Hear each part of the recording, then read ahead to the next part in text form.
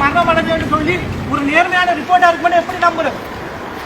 சட்டத்துறையில சொல்றாங்க medical negligence சொல்லி.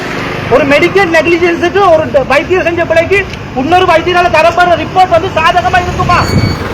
ஒரு உதாரணத்துக்கு ஒரு போலீஸ் செஞ்ச பிள்ளைக்கு இன்னொரு போலீஸ் ஆபீசர் இன்கொயரி வச்சால் அது எத்தனை விதத்துக்கு ஒரு சப்போர்ட்டிவா இருக்கும், ஒரு நேர்மையான ரிப்போர்ட் இருக்குமா?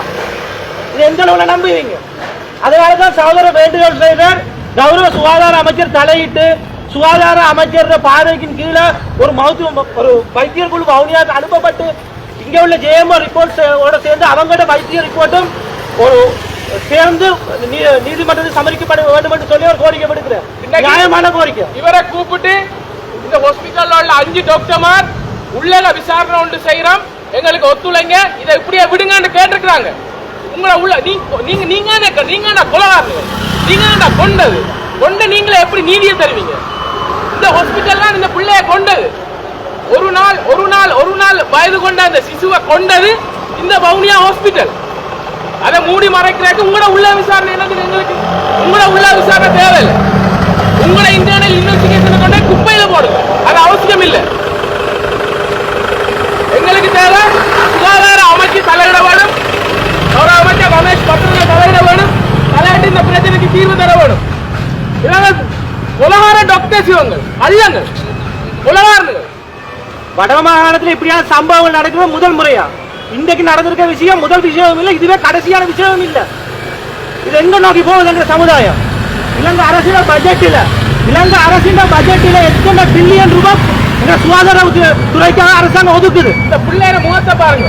ஒரு நாள் சாப்பாடுக்கு எவ்வளவு மனதில் வேதனை இருக்கும். 2 வருஷமா பிள்ளை இல்லாம கிடைச்ச பிள்ளை இது. 2 வருஷமா பிள்ளை இல்லாம கிடைச்ச பிள்ளை இது. பாருங்க, அந்த பிள்ளைய பார்க்கும்போது ஒரு சிரிப்பை கூட பார்க்க முடியல. இறந்த அந்த பிள்ளைய தான் பார்க்க கிடைக்குது. ஒரு சின்ன சிரிப்பை கூட பிள்ளைய சிரிப்பை பார்க்க முடியல, தாப்பனாலே தாயாலே. இப்படியான இவங்க என்னத்துக்கு இந்த டாக்டர் இவ்வளவு பைத்திய மாஃபியா? இவங்க இந்த ட்ரீட்மெண்ட் பண்ண டாக்டர் இவன் தான் ஆம்பளை பிள்ளைங்க ஸ்கேன் பண்ணி வெளியே பிரைவேட்ல வந்து சொன்னதுமா தான் இங்க வந்து அவன் ட்ரீட்மெண்ட் கொடுக்கல. அதே டாக்டர் வெளியே பிரைவேட்ல நல்லபடியா ட்ரீட்மெண்ட் பண்ணிருக்கான். ஹாஸ்பிட்டலுக்கு வந்தோன்னா பார்க்கல வந்து சிசேரியன் செய்யுங்க அந்த ஓட்ட பேக் அது உடைஞ்ச பிறகு சிசேரியன் செய்யுங்க அந்த பிள்ளை வர வைஃப் அழுது கத்தி இருக்கிறா. அழுது கத்தி கூட கிட்டத்தட்ட 32 மணித்தியாலமா சிசேரியன் செய்யல.